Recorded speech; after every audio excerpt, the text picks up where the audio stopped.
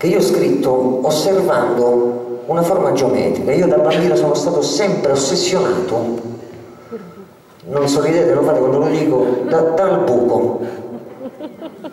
No, la signora ride, succede sempre, no?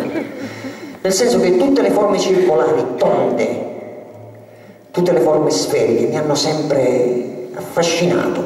E io non ci ho dormito la notte perché ho fatto dei ragionamenti veramente anche filosofici sopra. E alla fine ho dovuto scrivere questa canzone.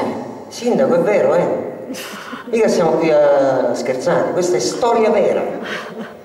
E c'è scritto sopra una canzone, pensate un po', che si intitola Il buco.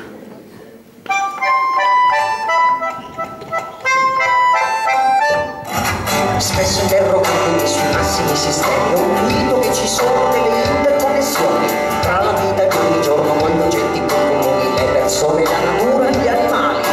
È per questo che ho composto una canzone per il buco. Hai capito bene? Questa è una canzone scritta per il buco. Se ci pensi bene, tutto quanto gira immagini di un buco. C'è un buco nelle tasche dello Stato, ce n'è uno bello grande, nel zone, tante buchi sulle braccia d'Antonio.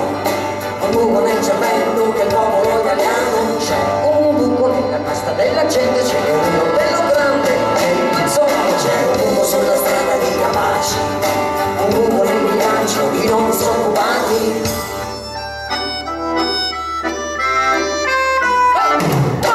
Ma se pensi che ho finito di citare il buco stai sbagliando, perché ho appena cominciato il mio simposio. Si fa presto a dire buco, ma chi ti sa dire quanti buchi hanno scavato cose orarie e riempito, quanti giovanotti hanno perduto la capoccia per un buco.